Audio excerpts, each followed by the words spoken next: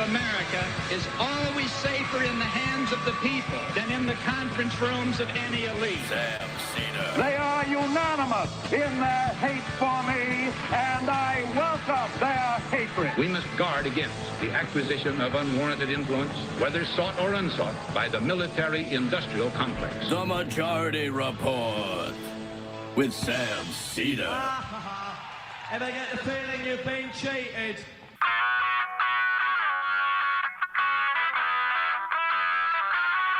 It is Tuesday, January 14th, 2025. My name is Sam Seder. This is the five-time award-winning Majority Report. We are broadcasting live steps from the industrially ravaged Gowanus Canal in the heartland of America, downtown Brooklyn, USA. On the program today, Congresswoman Pramila Jayapal of Washington's 7th Congressional District, ranking member of the House Judiciary Immigration Subcommittee, Chair Emerita, the Congressional Progressive Caucus. We'll be talking about immigration, Democrats, Republicans, the whole deal. Also on the program today, Pete Hegseth on the hot seat,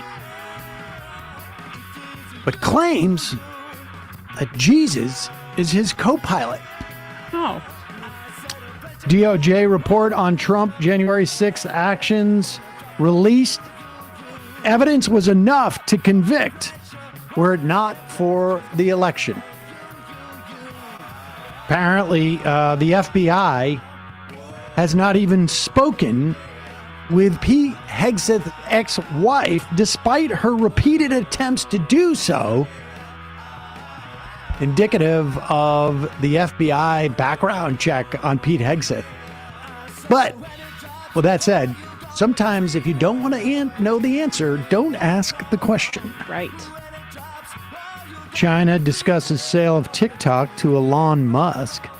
Ugh, that's way worse. Republicans want to condition aid to California as wildfires continue to burn. Senate advances the Laken Riley reactionary immigration bill. Biden announces more student debt relief for 150,000 borrowers. FTC preps a suit against a massive apartment rental company. Hamas accepts a draft for a ceasefire.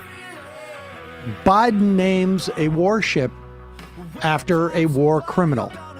All this and more on today's Majority Report. Welcome, ladies and gentlemen. Thanks so much for joining us. Of course, I was referring to George W. Bush. I mean, arguably, also when he named it after Clinton, also a war criminal, and also Bob Kerrey. Many of you may be too young to remember Bob Kerrey, senator from Nebraska, then went on to be the president of the New School. Was he the My Lai massacre that he was involved in? Or I'm not sure which undoubted war crime in Vietnam he was associated with. I think he admitted his involvement. And I don't know if, had he admitted his involvement, whether that would be enough for people to sort of just let him be in public. But I gotta believe the threshold should be higher to name anything after anybody. I mean, there is a reason why over the past 4, 5, 6 years, people have wanted to take down Confederate statues to change the names of military bases, or for that matter, anything that had been named after Confederate soldiers. And part of the reason, or a significant part of the reason, I think, is because these statues, these namings, much of which, incidentally, took place in the 1910s and 20s, as there was a resurgence of racism and a Klansmen in this country. Approximately 6% of America were card-carrying Klan members at that time. 6 million. It was anticipated or estimated around 100 million folks in this country. And as they were attempting to push the lost cause, this basically propaganda about what the Civil War was about, they created these statues in the names of Confederate generals and leaders as a way of influencing the way the Civil War was perceived by the citizenry. Gilding their own history. Indeed. And fortunately, we had a revision of that history in the 1980s led by Eric Foner, and we understand the Civil War. It's being taught more, and there's a better sense of it, within the conventional wisdom of what it was about. Spoiler alert, it was about owning free labor. And, but when Joe Biden names a ship after George W. Bush, who, and I'm sure Joe Biden's on record saying it at different times, maybe he's not, but the vast majority of Americans came to understand that George Bush had lied us into the Iraq War as a nation. And I do mean lied, because they said that they had evidence, and they believed 100% sureness that there were weapons of mass destruction in Iraq. And that's a lie, because there were no weapons of mass destruction in Iraq. And so therefore they couldn't have had such evidence. And that's the most generous take on all that. You don't want to get me started, but that's the most generous one. And depending on whose numbers you want to believe, you can start with the Defense Department of the United States, and you can go to more reputable sources for calculating such things. But anywhere from several 100,000 to over 1 million innocent people were killed because of it. 3 million internal and 3 million external refugees. A destabilization of the country. Perhaps an empowerment of Iran that's going to lead to future deaths. Certainly the birth of ISIS. I mean, we could go on and on about the implications of that war of choice. Thousands of American lives, trillions of dollars.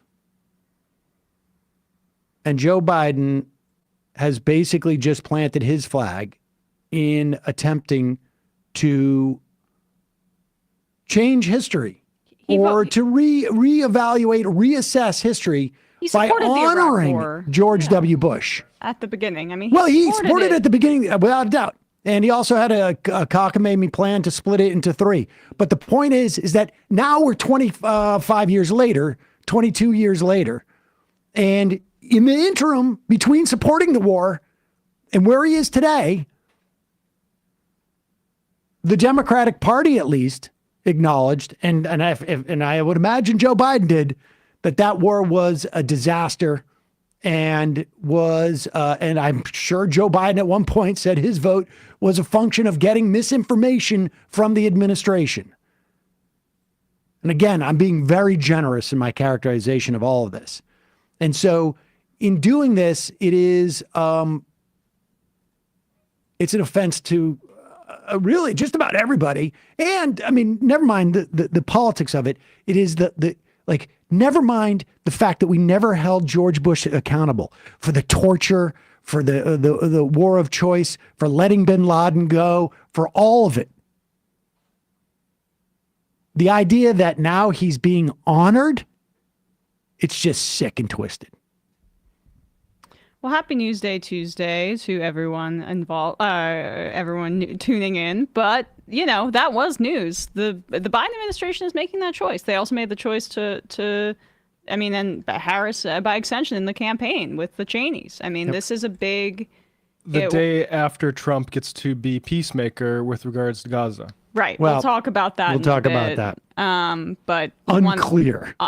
I mean, I think the situation is immensely clear, though, and it should have been clear to the Biden administration that this was Netanyahu's game plan. Oh, I'm convinced that Biden got exactly what he wanted out of all of this. Well, he didn't want the ceasefire. If you Trump wanted one, he didn't. If you were earnestly pursuing a ceasefire, you would have used the leverage at your disposal, which are United States weapons. And as Biden leaves office, they are sending $8 billion in more arms to Israel. And Trump gets to look like he's the deal maker. And, you know, in exchange, I think he's that there will be further immiseration of the Palestinian people. I don't think that this is the kind of thing where Trump wouldn't pick Elise Stefanik for UN ambassador. He wouldn't pick Mike Huckabee, a messianic Christian Zionist, to be his ambassador to Israel. He wouldn't pick Pete Hegseth. We'll get to that in a second.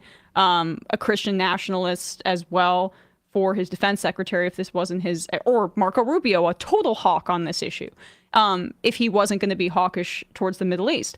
But it does show how much of a failure Biden's lack of seemingly like I don't even know. We'll get. Well, we got to get to because we get this. This is a deeper story. Well, okay. Because that was yeah. I mean, at the end of the day, you can either assess one of two things happened. You know, Trump exerted his will, or Trump made a deal and said, this is the way it's going to go. And this deal was made 6 months ago. And the rest is just a sort of a theater, which is my sense of it. But we will talk that a bit. In the meantime, you mentioned Pete Hegseth. Mm-hmm. Did I even introduce you at the beginning of the thing? No. Oh. That's Emma Vigeland, everybody. Emma Vigeland. I mean, not to nitpick, but we spent 10 minutes on Trump putting the Bush name on the carrier. Biden, yeah. They should have called it Bodie McBoatface, but anyway. Yeah. I'm sorry about that. I It's got a okay. little sidetracked. That's all right. We pre-recorded the. I think that's what it was. Interview. Yeah, when I know that we don't have to rush to get to the guest, then all of a sudden it's like all of my constraints unchained. And that's the way it's going to be now. I'm unchained. I'm tired of the constraints that have been imposed upon me. Yeah. Calling everybody a Nazi now. I saw a video. Never mind. Okay. Look. All right, we're here. All right. Folks, so Pete Hegseth is in front of the Senate Armed Services Committee. I'll give you a quick rundown. The what's his face? Jack Reed came out. Is that his name? Jack Reed? Jack Reed from Rhode Island came out pretty strong in his opening statements. Okay. This is what you would call, and this is appropriate with the defense, the Secretary of Defense, a target-rich Environment. Environment. Yes. Pete Hegseth. Let's just put aside a second all of the sexual assault accusations against him. And let's just put aside the all the drinking things. Now, I'm old enough to remember when John Tower, who was a former senator, went up for Secretary of Defense, and all the guys in the Senate were like, listen, we're all problem drinkers, but this guy, and he couldn't move forward because of his drinking and womanizing. But that was back in the olden days where people used to care about that. But Pete Hegseth was a CEO of 2 nonprofits and managed to, I want to say double their budgets. But what I meant to say is the deficit that he ran was double the budget. Right. In at least one instance. And one of them and was these a are Koch, tiny. Koch brother funded nonprofit, which is just hilarious if you know the history of the Koch brothers and how they used the deficit for their austerity and, tax cut agenda items during the Obama administration. But he is so, we're talking about rank incompetence of I would be concerned to hire that guy to run our budget here. And but he's going to be doing the biggest entity, the entity with the biggest budget in the world. I mean, not a country, but countries aren't just run by one single budget person. There's a whole team of people. across different departments, the biggest single agency in the world in terms of dollars. And, but in his favor, I've talked about the negative. He ran 2 small nonprofits briefly, was fired in both instances because of incompetence. He has been and continues to be a host on Weekend Fox and Friends show. That's interesting. And doing this job, I know it qualifies you for just about any other job. I can tell you right now, I could go out. I mean, because I do this 5 days a week. You do this 5 days a week. Mm-hmm. That means you could do 5 times the size of the Defense Department. That's how it works. That's how it works. But Jack Reed did well. Kristen Gillibrand, I would skip. She was Blumenthal skip. Blumenthal. Maisie Hirono, pretty good. Maisie Hirono, pretty good. But so far, Kane, I can't even remember his name. Tim Kaine in the membrane of Virginia. Of Virginia, the former vice presidential nominee of Hillary Clinton. He did quite well. Was he a former prosecutor? Because it really felt like it. This is a clip of Tim Kaine going at Pete Hegseth. We're just going to play, I don't know, a part of his 8-minute questioning. Thank you, Mr. Hegseth. I'm looking forward to this opportunity to talk. I want to return to the incident that you referenced a minute ago that occurred in Monterey, California in October 2017. At that time, you were still married to your second wife, correct?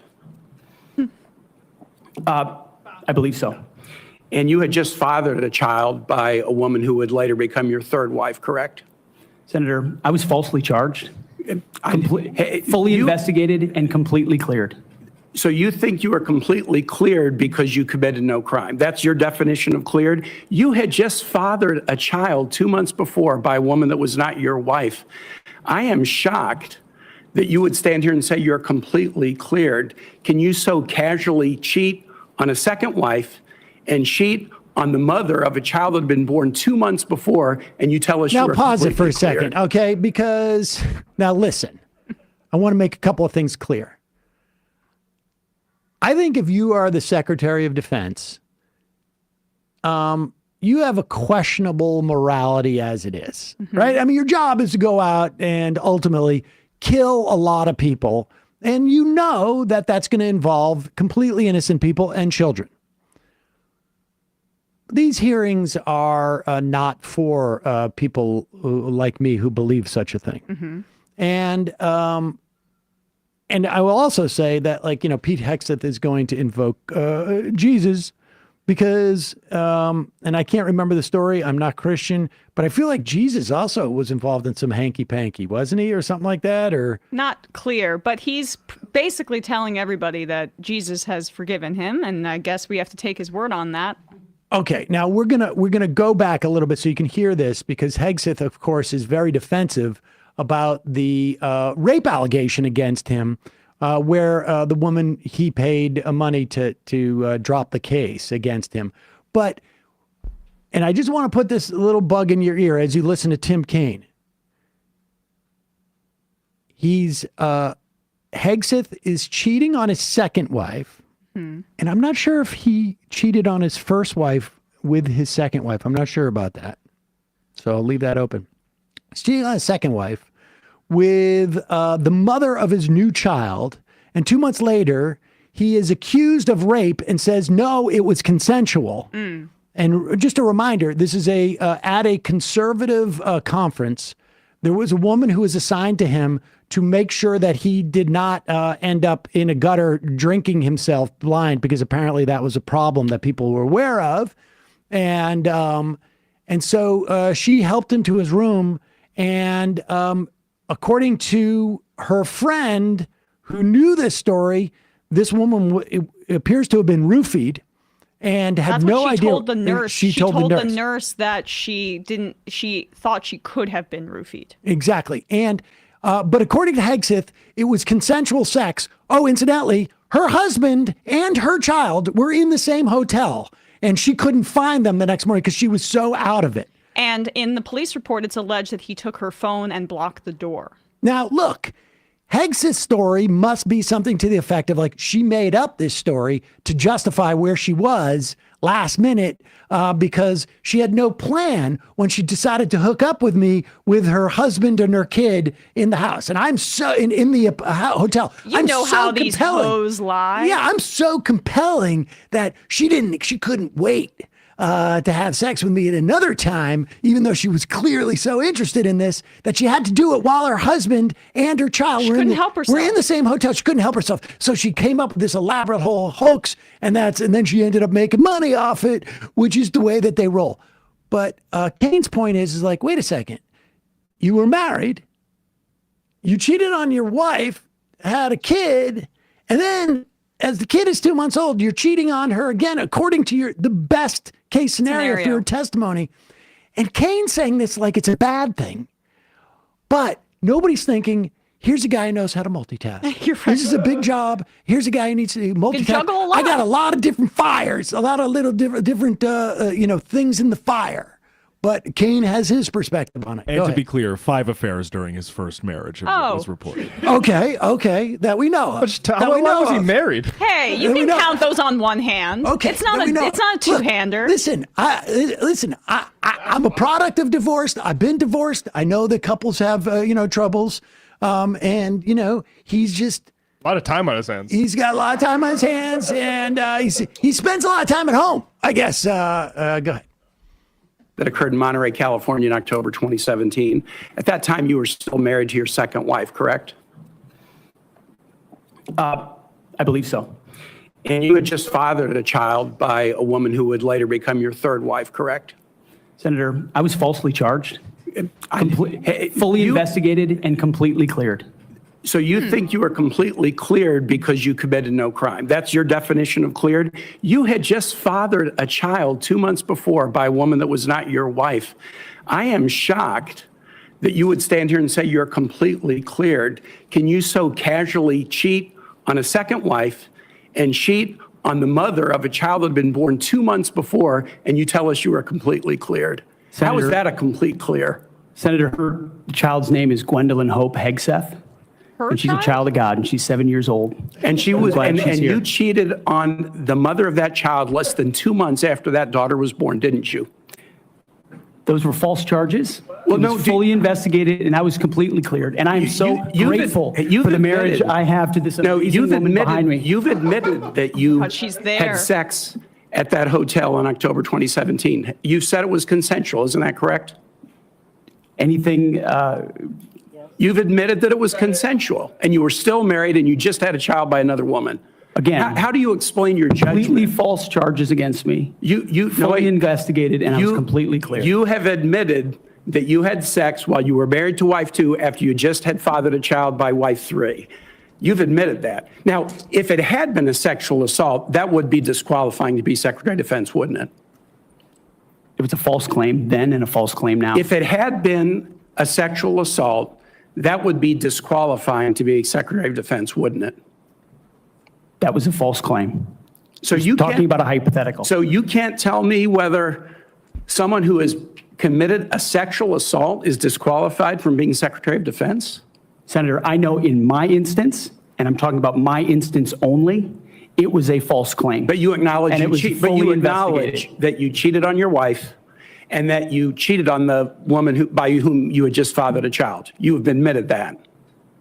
I will allow your words to speak for themselves. You're not retracting that today. That's good. I assume that in each of your weddings, you've pledged to be faithful to your wife. You've taken an oath to do that, haven't you? Senator, as I've acknowledged to everyone in this committee, I'm not a perfect person. I'm not claiming to be. But no, I just asked a simple question. You've taken an oath like you would take an oath to be Secretary of Defense and all of your weddings to be faithful to your wife. Pause it. I just want to just drop in here because I love that line. I'm not a perfect person. I'm slightly flawed. Put me in charge of it. I am slightly flawed. Right. 12 affairs that we know of and a confusion over a rape charge and the drinking. I am slightly flawed. I'm not perfect. Jane Mayer this morning of The New Yorker reported that he on a weekday had 3 gin and tonics at breakfast, according to somebody that was having breakfast with him. I love the fact that, like, it's a weekday yes. as opposed to like, okay, I got news for you. On the weekend, that's also... Look, hey, I've had mimosas for brunch and things like that, but 3 gin and tonic, not for brunch. A weekday breakfast, that's something else there. Hey, it's basically last call because he's going to put down the bottle after this. Yeah. That's right. He's promised no more booze on the job if he gets this position. Incidentally, the second wife, and I know this gets confusing, all right? The second wife, with whom he cheated on with the third wife, with whom he cheated on with the third wife, not to be confused with the woman who charged him with rape and then dropped that charge, who he cheated with, according to him, 2 months after birthing his third wife's, but not quite a wife at that time. She was still a mistress with the second wife. The second wife, the Glenn Beck Whitebart out here, is the one who Pete Hegseth's mom wrote an email to Pete Hegseth about, saying that you are a horrible person. You've always treated women horribly abusive. There's nothing that can be done. God, I'm embarrassed for you. I love you, but God, you're really a bad person. Horrible, horrible, horrible. And then later said that was a mistake. My husband always tells me you should always, you get too emotional and you shouldn't respond to that. That woman who the mother was defending against her own son, that woman, according to the New York Times, investigators reached out to Samantha Hegseth's second wife, the couple married. FBI investigators had initial perfunctory conversation with her on January 8th. This is according to people familiar with or apprised of the report. Hegseth then made multiple attempts. This is Miss Hegseth. The former, this is the second wife, made multiple attempts to contact the Bureau for a more substantive discussion. In other words, they just said, are you Samantha Hegseth? Were you married to him? Just got all the details. Mm-hmm. This is like what you would do if, like, almost like you're, you're taking the first round of interviews. But her calls were not returned last week. We already checked our boxes, Miss Hegseth. Yeah. Actually, we were in charge of finding out if you were actually the second or the third wife. We established you were the second. Right. And so we're done, dude. Yeah. And this is reminiscent of the fact that it came out that the FBI did not do its due diligence in looking into the Kavanaugh accusations. Oh, well, you don't need to have the FBI, right, Matt? You got to be shitting me. Well, Kavanaugh in 2018, when he was undergoing a similar process, there were apparently over 4,000 tips that were sent into the FBI, and it came out years later that it was the Trump administration that was vetting which ones should be followed up on and which ones should not. Because, okay, that's a ton of tips, and a lot of them I probably assume are not leads that you can follow up on. But some of them maybe, and apparently the supposedly independent process, the final say was, of course, the Trump administration on Kavanaugh. So it seems like there's maybe something similar going on here. Let's listen to a little bit more from Kane. Chris Wray, great. I'll always keep those Republican appointees to the FBI. Totally. Not a perfect person, not claiming to be. But no, I just asked a simple question. You've taken an oath, like you would take an oath to be Secretary of Defense and all of your weddings to be faithful to your wife. Is that correct? I have failed in things in my life, and thankfully I'm redeemed by my Lord and Savior, Jesus Christ. In finalizing divorces from your first and second wives, were there non-disclosure agreements in connection with those divorces? Senator, not that I'm aware of. If there were, would you agree to release? Pause it for a second. He said that, not that I'm aware of, in multiple occasions. Now, I don't know. I got to check with an attorney on this, but I suspect that is a legal, he is advised to say that legally because if he has signed one, he has an obligation to the other party as well. And so he could say that, I think, if he could argue that he is bound by that non-disclosure agreement. Now, maybe behind closed doors, in a closed door session, he would have to say that he has.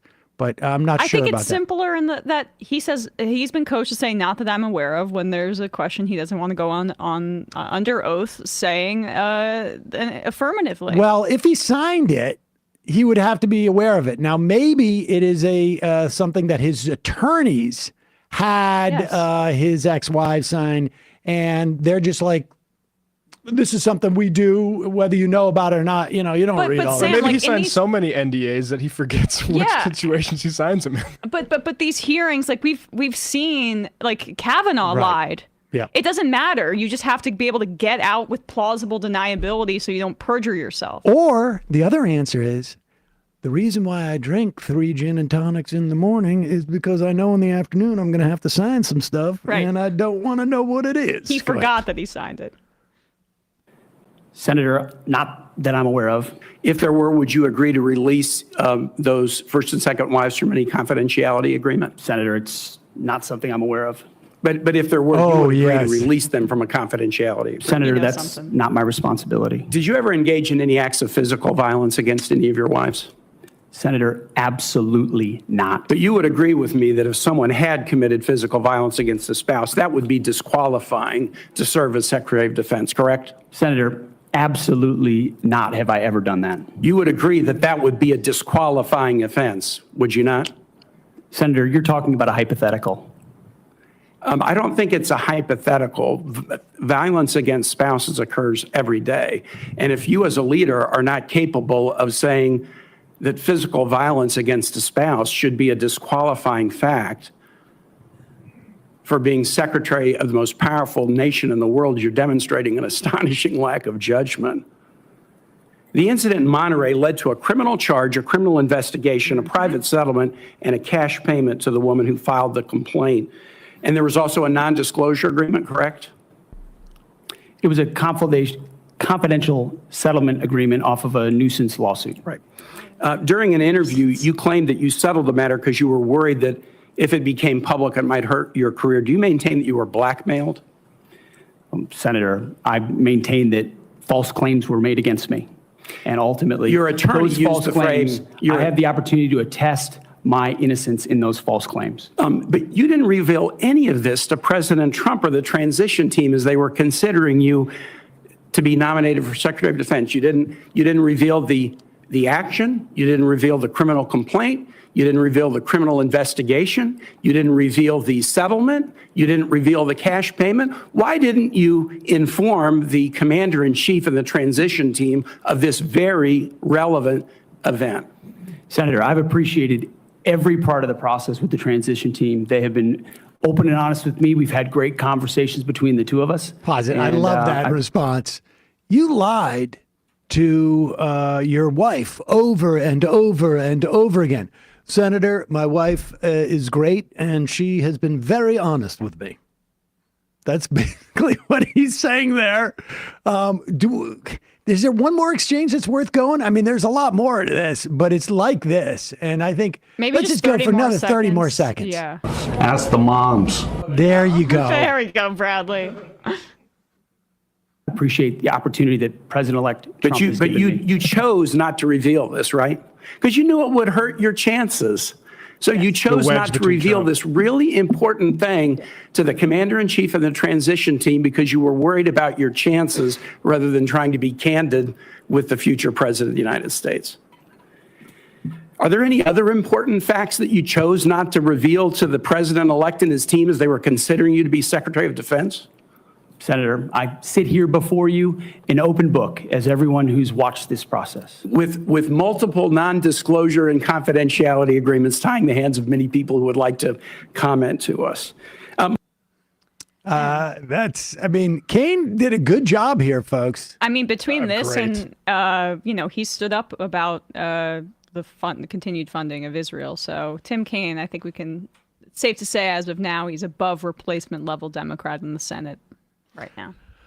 All right. In a moment, we're going to be talking to Representative Pramila Jayapal of Washington's 7th Congressional District. She is the chair emerita of the Congressional Progressive Caucus and the ranking member of the House Judiciary Immigration Subcommittee. First, a couple of words from our sponsors. It's the beginning of the year. People make resolutions. Time of year where people think about different health goals.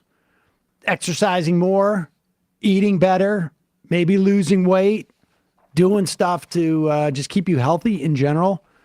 But a goal without a plan is a plan to fail. Prolon's 5-day program gives you tools to put your resolutions into action with science-backed plan that makes it easy to stay focused and achieve real results. Prolon's fasting mimicking diet is a revolutionary plant-based nutrition program that nourishes the body while making cells believe they're fasting. And there's all sorts of benefits to cells thinking that they're fasting. I don't think. It was researched and developed for decades at USC's Longevity Institute, backed by U.S. medical centers. Prolon helps promote healthy blood sugar, enhanced skin appearance, fat loss, and improved energy and focus. It all starts with their 5-day program, snacks, soups, and beverages designed to keep your body in a fasting state. There is no guesswork. There's no planning required, which is, believe me, a super relief after the holidays, or just in general for me, whenever. But what it is, 3 consecutive cycles of Prolon have been shown to reduce your biological age score by an average of 2.5 years and your waist circumference by 1.5 inches. I did this last year. Right around this time, I'm overdue. Basically because of the longevity stuff. Apparently what happens, and I can't remember exactly now because I had read into it quite a bit last year, but in the first couple of days, your body just reacts to you not having food. Then it goes into like that ketosis state. And then it goes into another state where essentially you get like cell regeneration. Mm-hmm. This is according to the research from the USC's Longevity Institute. And you'd think this thing is impossible to do. I certainly was like, I don't know if I'm going to be able to make it. But I actually felt much better than I thought. I mean, there were moments where it was really difficult. But it's not full-on fasting. It's mimicking fasting. You don't get a ton of calories, but they spread out in such a way, and you still have energy throughout the whole time. Just in time for the new year, Prolon offering the Majority Report with Sam Seder listeners 15% off their 5-day nutrition program for your post-holiday glow-up when you go to prolonlife.com/majority. That's PROLON life.com/majority for 15% off. prolonlife.com/majority. Also, sponsoring the program today, Blue Land. I am so into this stuff, I can't tell you. We use it all around the office? We use it in the office. I use it now. They got toilet bowl cleaners. You just drop a tablet in. It all foams up. It comes in a tin that you can leave in the bathroom, so you don't have to have a bottle of toilet bowl cleaner in there. All of my spray cleaning stuff, I got a utility split or all around, whatever it is, everything cleaner, a window and a bathroom cleaner. They send you tablets. Well, let me just read their thing. But Blue Land's on a mission to eliminate single-use plastic. People know I've been trying to do this for a long time. They have essentially reinvented cleaning essentials. Better for you, better for the planet in a myriad ways. They offer refillable cleaning products with like a cohesive design throughout.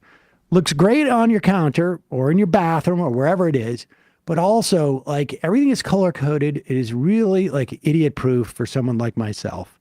Refills start at just $2.25. You can set up a subscription or buy in bulk for even more savings. What you do is you fill your reusable spray bottles with water. They're color coded.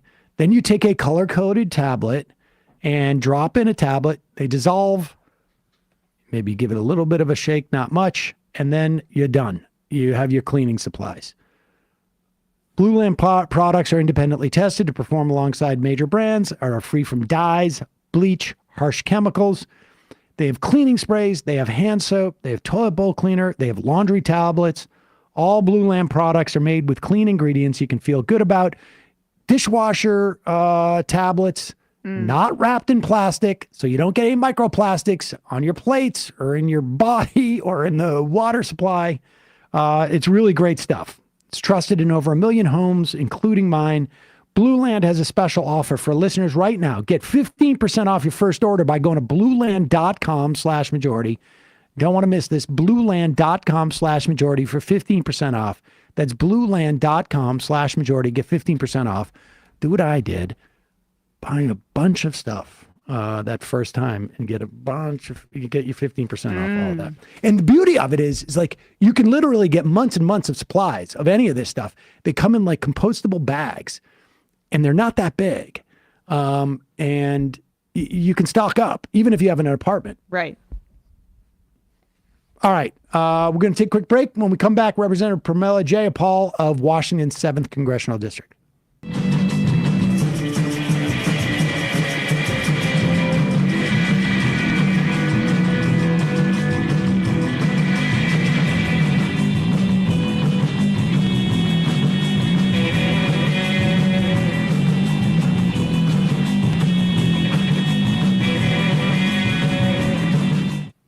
We are back. Sam Seder, Emma Vigeland on the Majority Report. Pleasure to welcome to the program Representative Pramila Jayapal of Washington's 7th Congressional District.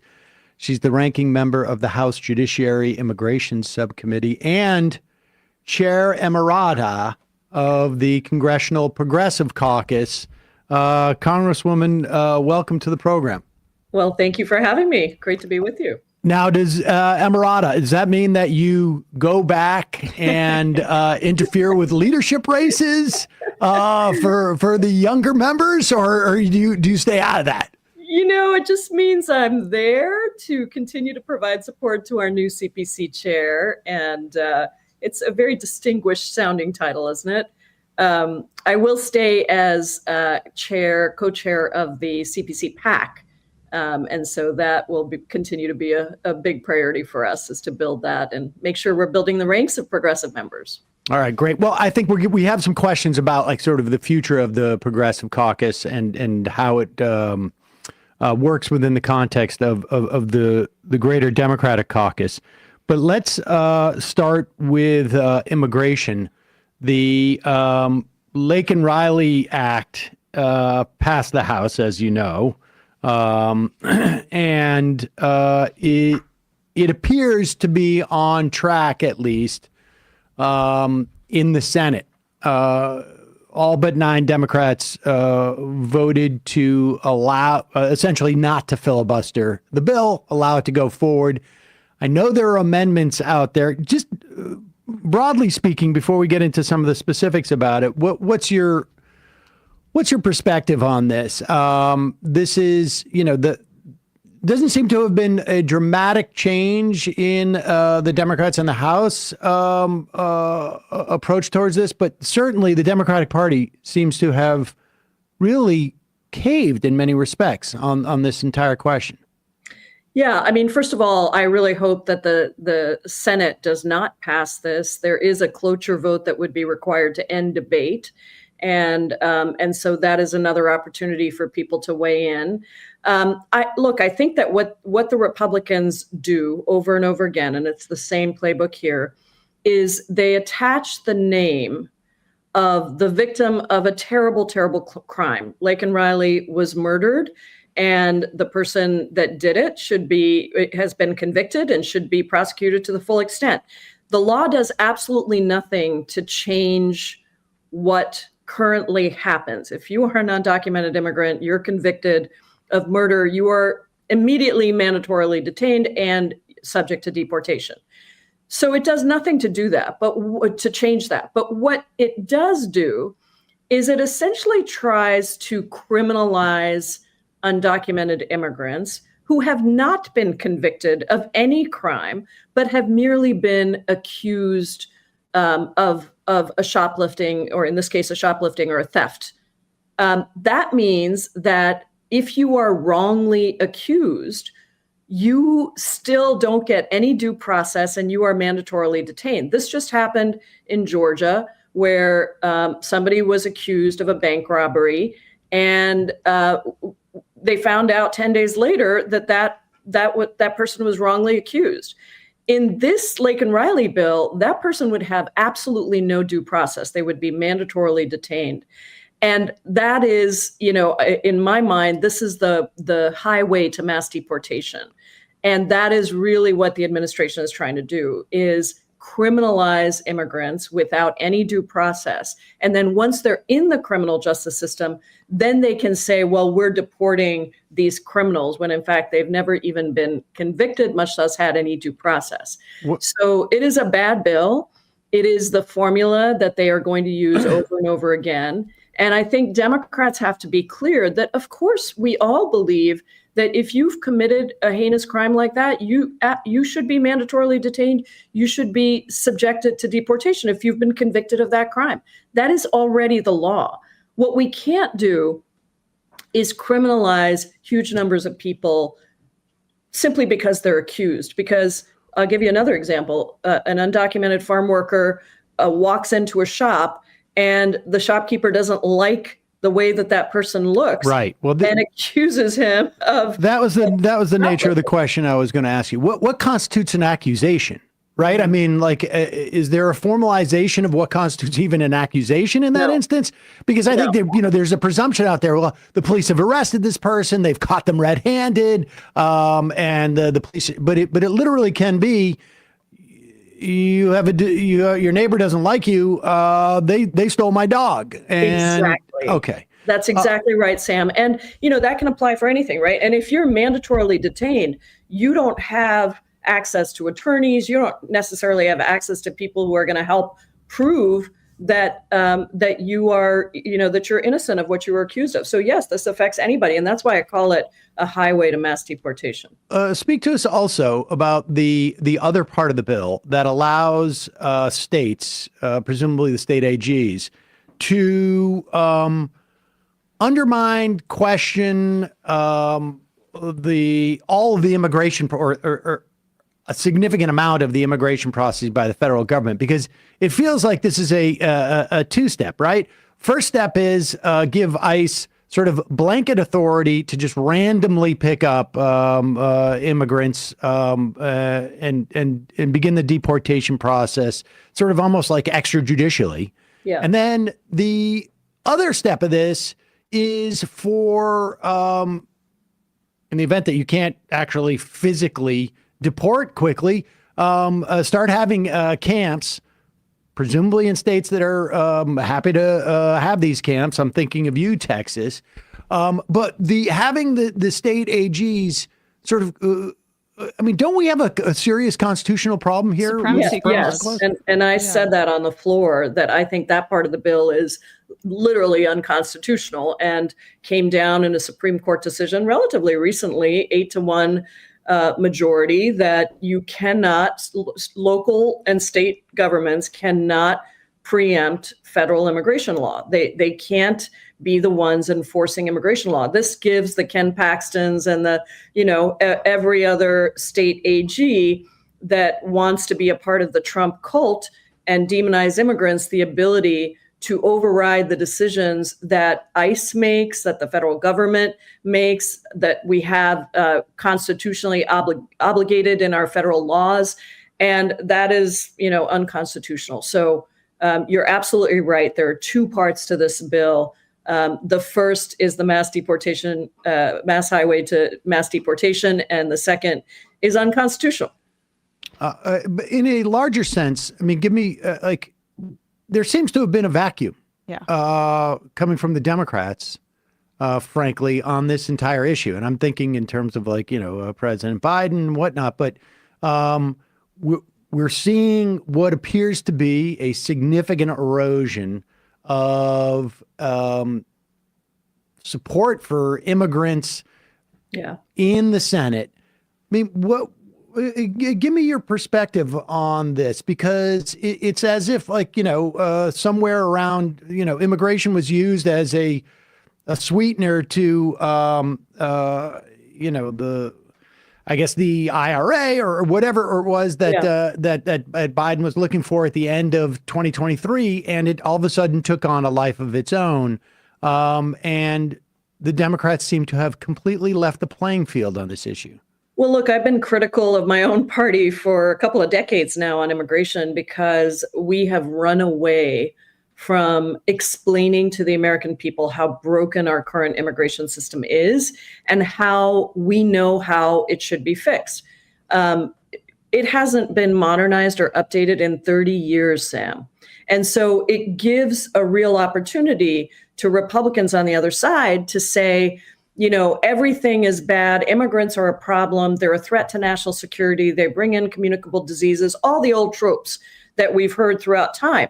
And if you don't fight back against that and explain exactly what is the problem and what is our solution and who is blocking that, Republicans have blocked modernizations to the immigration law over and over and over again so that they can leave it out there as a campaign issue, then Americans are going to start getting tired of this. And I think that's what's happened. And yet, despite all of the demonization of immigrants, if you look at the polling, it's definitely gotten worse of the American people. But if you look at the polling and you look at it deeply and you look at questions that are legitimately asked, what you find is actually most Americans do still have a connection to immigration, do believe that it should happen in the United States, that we do need immigration, but it should be a fair and orderly process.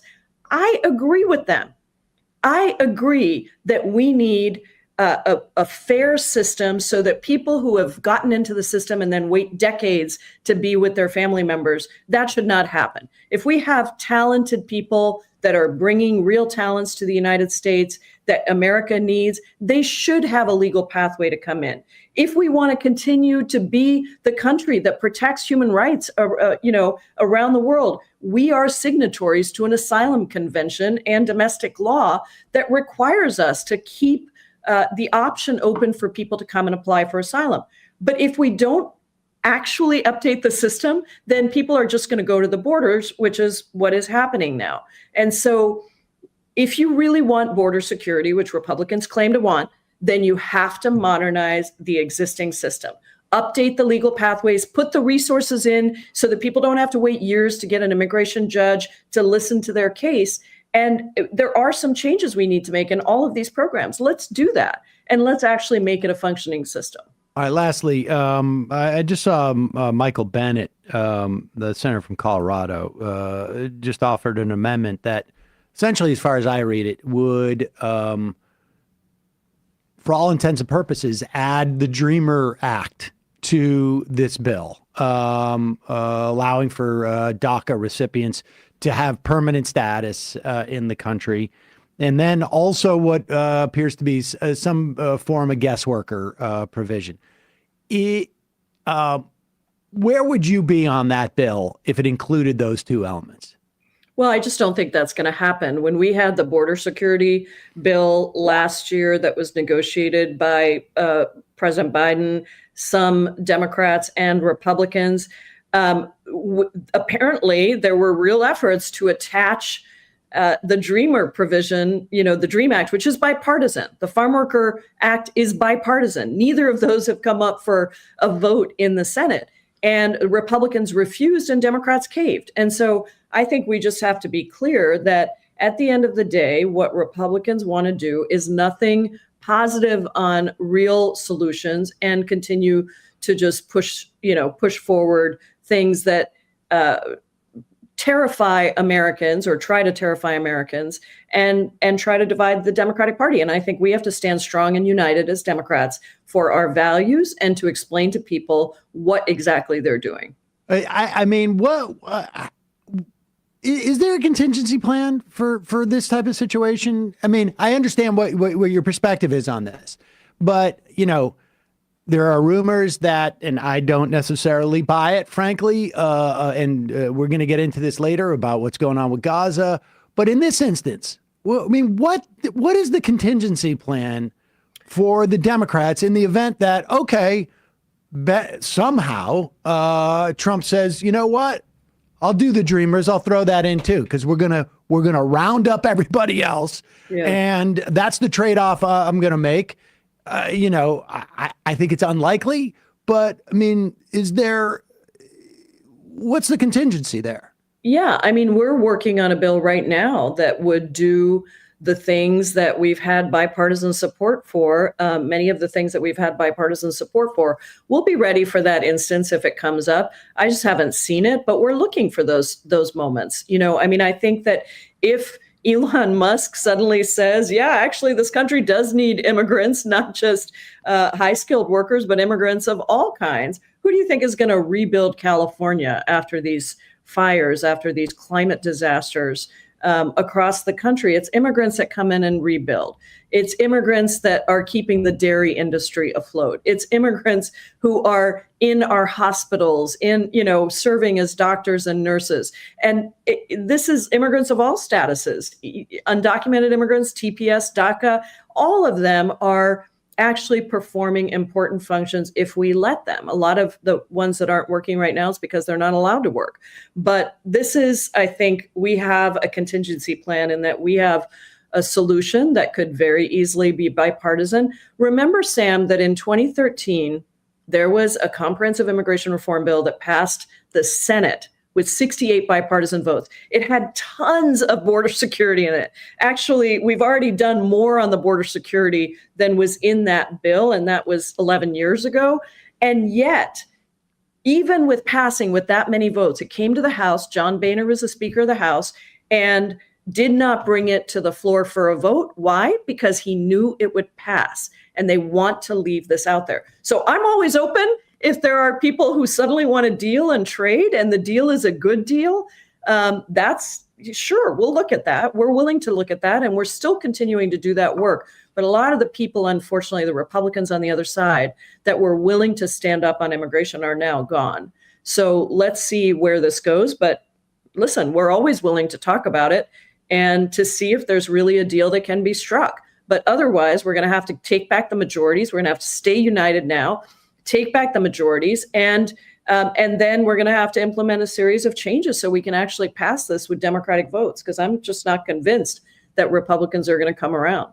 Right. I'm concerned a little bit about these notions. I've heard you and Alexandria Ocasio-Cortez talk about the economic populism. I know that was a part of her pitch in terms of that leadership fight. But on the right, their vision is basically populism reinforcing existing hierarchies, and for powerful people, it's a racialized vision. And the contrast with the Democrats, I just don't think has been there. And within the context of immigration, we just left a complete vacuum for them to dominate the discourse there.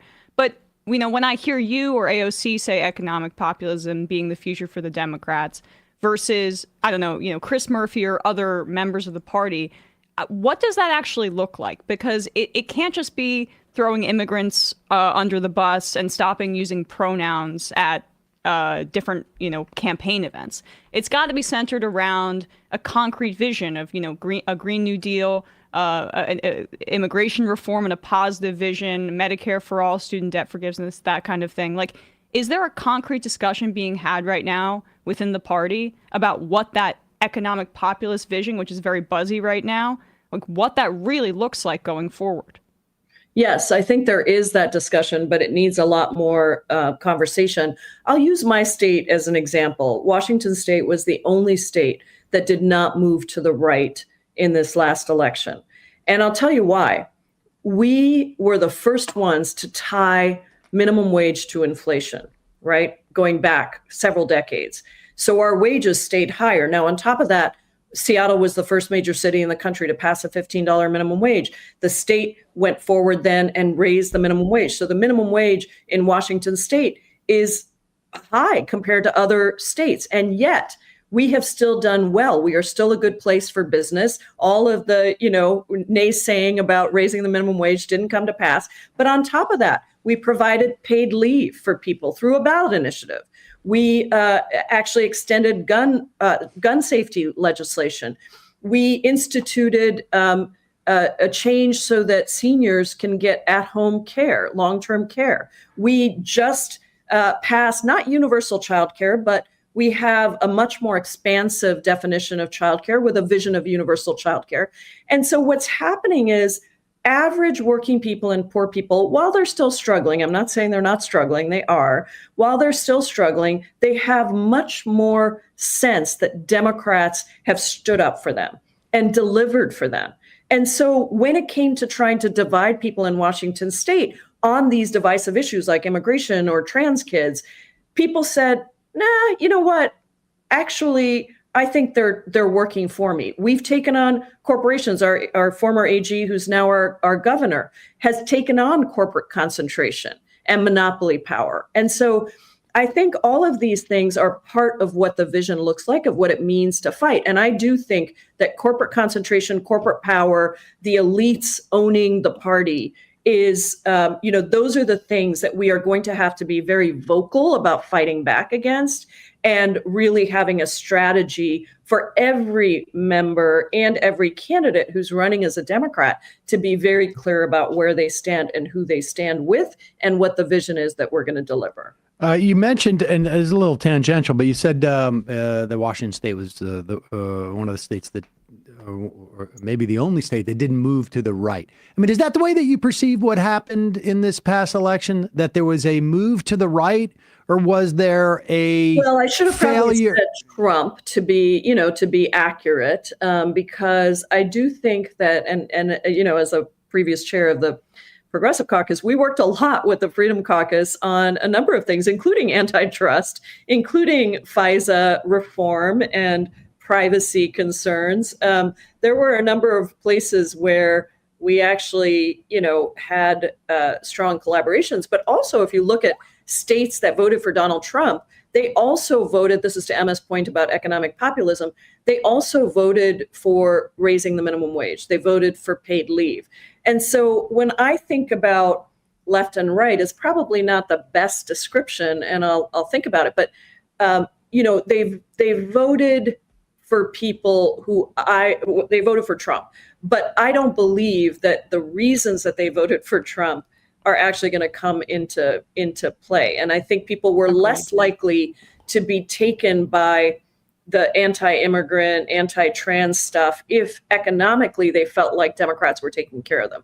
And so we continue to be in Washington state, one of the best states for immigrant rights. We have been really on the forefront of protecting immigrants, protecting trans LGBTQ communities across the board. So nothing's being sacrificed there, but we're not allowing people to divide us on those issues because we're also answering economic needs. Well, I guess what I was asking, I mean, and fair enough in terms of how we sort of perceive what people actually voted for. But as far as I can tell from the data, this was an election less of people who did, I guess, statistically speaking, the people who voted for Trump in 2016, or I should say 2020, he got the same share of the vote as he did in 2020. What happened was, at least from what it looks like on the data, and as many people went from Biden to Trump as Trump to Harris, but there was a significant percentage of people who voted, who should have been voting in this election, that didn't. Correct. On the Democratic side, as opposed to on the Republican side. I mean, is that the broader understanding? I mean, what is the understanding of what happened amongst your Democratic colleagues as to what happened here? I think there are several threads. And so what you said is something I've been saying for a long time, that we should think about who the real swing voter is. When somebody says swing voter, some pundit on television or some, big consultant, they usually mean the independent or conservative Democrat or independent voter, usually white, usually in suburban or rural parts of the country. Those voters are important. I'm not saying ignore them, but what I think we should do is think about the biggest base of swing voters as being our base that would naturally be a Democratic base if we put effort into and respect towards actually earning their votes. And that is young people. That's a lot of folks of color who feel like the Democratic Party and the Republican Party have left them behind, forgotten them, that the whole system is rigged against them, and that they just want now, at this point, they're so frustrated that they're either going to stay home or they're going to vote for a candidate that they think is at least willing to upend the current system as it is. And so that's, in my view, that's a big part of why we lost a lot of votes, because we had a 7-state strategy that did not target every state across the country, only 7 states. We did not try to cater to and listen to and respect our biggest base of swing voters that would naturally be a Democratic base. And I think over decades, we have alienated the working class, going back to NAFTA, going back to a whole set of economic policies that we either embraced or didn't embrace. Thinking minimum wage here, raising the minimum wage when we had the trifecta, things like that made people question our loyalties, along with taking money from big corporations and big wealthy donors. So I think all of those things are part of what happened, and it's going to take a little bit of time to separate them out and to see what we are willing to do and stand up for as a Democratic Party. And you mentioned there young people and voters of color. Now, when I first started getting excited about politics was the Obama campaign in 2008. And really, it was his stance on the Iraq War. I did not like that Hillary Clinton had voted for the Iraq War and that Obama was in opposition to it.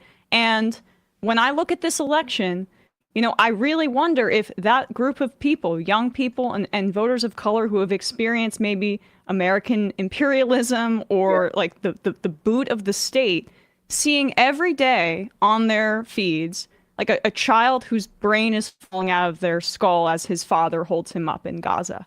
And Amnesty International now is calling it a genocide. Just that idea of like the economy's not working for me, and this is where our tax dollars are going. Yeah. Is the party reckoning with how this support for this slaughter has potentially damaged the party's brand long-term for an entire generation of young people and also the voters you describe? My honest answer to you is I don't think that conversation is happening. I really don't. I think it's been frustrating to me as somebody who shares, and has been really vocal on Gaza, and been targeted for it by some of the big moneyed interests on this issue, many of whom are Republican mega donors, by the way. I think that I agree with you that this was not, by the way, this was not just young people. It was not just folks who are Arab or Muslim or Middle Eastern even. It was Black folks. I mean, I think that we saw I was in a lot of communities with Black people talking to leaders of the Black community who were really pushing on this as well. And I do think that there was a real disillusionment with our foreign policy and, specifically on the war in the Middle East. I mean, I think that maybe there was some drop off early on with some other things, but I think that this issue alone, certainly if you look at key states like Michigan and even Pennsylvania, Wisconsin, there were significant drop-offs and I know because I went door to door on this issue specifically, trying to see if there was a way to bring voters in while recognizing the despair that I felt as well. And so I don't feel like this is one area where I do not yet feel like we are having a real conversation about the consequences, the moral consequences, the consequences to U.S. leadership in the world, much less the political ramifications of what the United States has done or not done. And since we're talking about foreign policy, and I know you just only have a couple more minutes left, and I do want to get to sort of like the Progressive Caucus, but what's your quick reaction to Biden naming this naval ship after George Bush? I entered it in this space as a function, as a fully formed adult, being older, maybe the oldest person on this call, because of the Iraq War. And, I spent a lot of time talking to the late John Conyers about George Bush and the impeachment and the reformation of George Bush. It just seems to me to be shocking that we see this. And, 4 years ago, there was a movement to tear down Confederate statues because they provided a misinterpretation of history, or a specific interpretation of history that, of the lost cause. And we took those down because it is because of the values that it is propagating.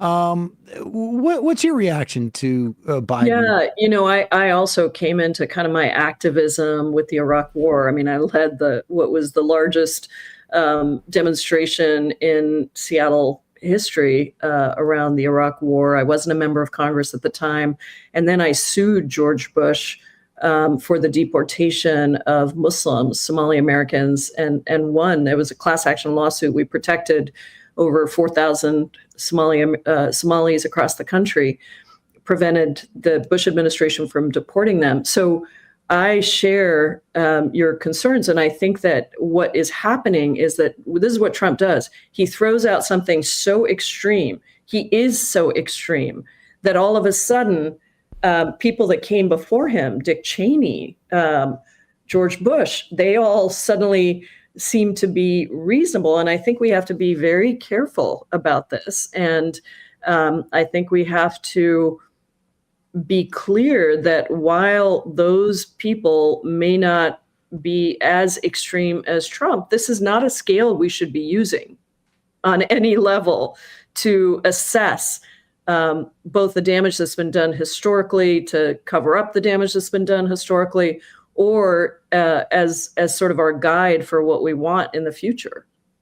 All right. Lastly, the Progressive Caucus. I know obviously you don't have the same position, but where do you think the Progressive Caucus should go as a caucus to exert more influence? One of the things that has been bandied about is like actually having a litmus test as to who gets that imprimatur. It would obviously shrink the caucus, but it might make it more potent, yeah. However what's your sense of that? Well, when I came in, as I've been chair for 4 years, sole chair, and then I was co-chair with Mark Bocam for 2 years before that. And I put in place term limits because I actually believe that leadership should change of these caucuses. So I took myself out of the running. Yeah, which is an unusual thing for politicians. From your mouth to some other people's ears, but go ahead. I think we should do it as a party. I mean, I really do. But that was the thing I noticed, is that there really wasn't a cohesive utilization of the leveraging of power, the leveraging of votes. And so we passed several years ago a rules reforms package that required members in order to be a Progressive Caucus member, you had to be a co-sponsor on 70% of what we call our flagship bills. That's like Medicare for All, Green New Deal, et cetera. With some, again, in all of these things, we have people who are in really tough frontline districts, and that doesn't always work. So we give them a little bit of an out. But essentially, we're like, you got to be with us on the majority of issues. And then we also put in place other requirements for people to attend meetings, because that's where we actually push back on the lobbyists that are at our door. And there used to be like 10 people at a meeting. So you could have experts come in and explain a bill that was before us on privatization of Medicare, for example, through Medicare Advantage. But if no one's there, then they all go sign the industry letter after that. So really big things. But the biggest was probably this: if the Progressive Caucus takes a position on a bill, that we expect members to vote with us 2/3 of the time. And so that was the beginning. It's why on Build Back Better, we were able to hold not just 3 or 4 members, but 60 plus members who were ready to vote no on the infrastructure bill, which is why it never came to the floor, which is the only reason we got Build Back Better. Because please don't forget that the Senate sent us the infrastructure bill with every single Senate Democrat voting for the infrastructure bill. And then we started getting all this pressure from people saying, don't pass the infrastructure bill. But that took away a whole ton of leverage already when the Senate just unanimously, all Democrats voted for that thing. And it was left to us. There was no legislation called Build Back Better. There wasn't even language on the table for it. And so we had to say, no, we're going to stick together. But I wanted it to be 2/3 of the caucus, not just 5 or 6 people, because we also needed to win the public narrative on why we were doing this and why childcare and housing were so important. And of course, we never would have gotten the Inflation Reduction Act had we not done that. That was lifted directly from Build Back Better. So I think that there's more to do in terms of leverage. And I think that this gave us a really good kind of beginning for how we do this. But a lot of this is about how you go member to member, how you build the desire, the ability, and the courage to stand up in these difficult moments when the speaker is calling you, when the president is calling you, when everybody and their brother are calling you to get your vote. And you have to explain why you're going to hold and fight for something better. I don't think that the American people expect us to win every fight, but I do think that they want to see us fighting for them and not for the wealthiest, and not giving in for the lowest common denominator too quickly. We should fight for the things that we want and put up a really good fight. And at the end of the day, we may not win every fight, but at least we've identified, and the country was with us, and 99% of the Democratic Party was with us, but 2 senators who, are no longer there blocked the whole thing. Yep. Well, Representative Pramila Jayapal, Washington 7th District, thank you so much for your time today. Really appreciate it. Been interesting. Thanks, Sam. Thanks, Emma. Thank you.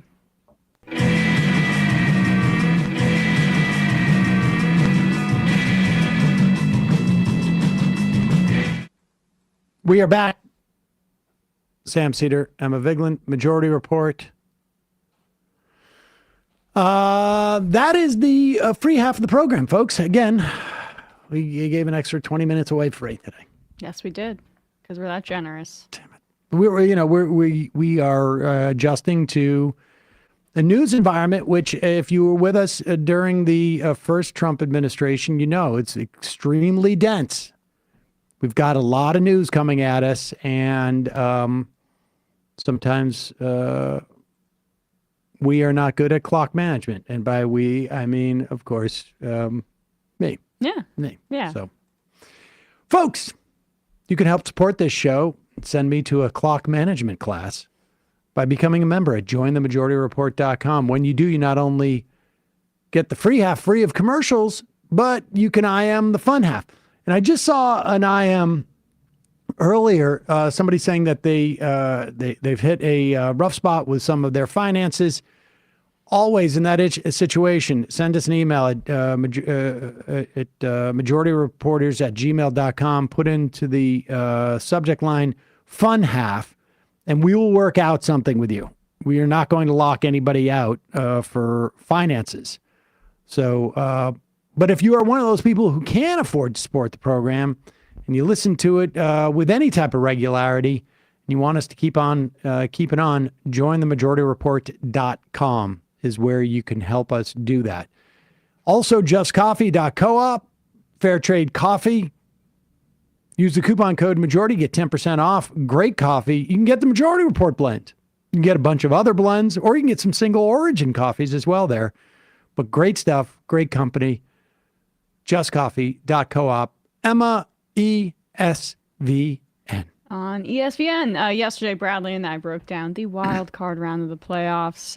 We talked also about the drama with the Cowboys and their head coach, what else is new, and a little bit about some of the gambling scandals in sports right now. YouTube.com/ESPN show.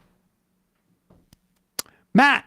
And Left Reckoning tonight, Francesca Fiorentini talking about the fires in Los Angeles. And we'll be talking about loneliness and other stuff like that. Patreon.com/Left Reckoning. Oh, did we plug right. Matt's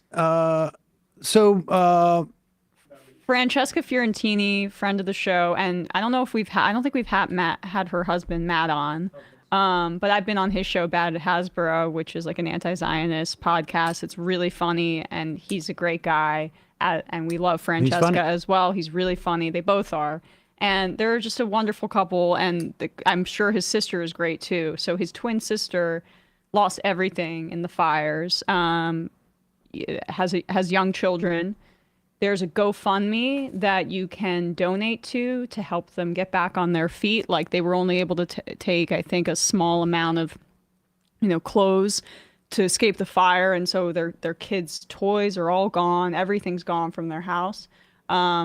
This is Francesca's sister-in-law, Matt's sister, and her family. So if you want to support them, we'll put a link to that below in the YouTube descriptions. Yeah, we will put that in the podcast and YouTube description. All right, folks. Matt, you finished yours, right? Yep. We will see you in the fun half. 3 months from now, 6 months from now, 9 months from now. And I don't think it's going to be the same as it looks like in 6 months from now. And I don't know if it's necessarily going to be better 6 months from now than it is 3 months from now. But I think around 18 months out, we're going to look back and go like, wow. What is that going on? It's nuts. Wait a second. Hold on for a second. Emma, welcome to the program. Hey. Matt. What is up, everyone? Nomi Key. You did it. Let's go, Brandon. Let's go, Brandon. Bradley, you want to say hello? Sorry to disappoint everyone. I'm just a random guy. It's all the boys today. Fundamentally false. No, I'm sorry. Stop talking for a second and let me finish. Where is this coming from, dude?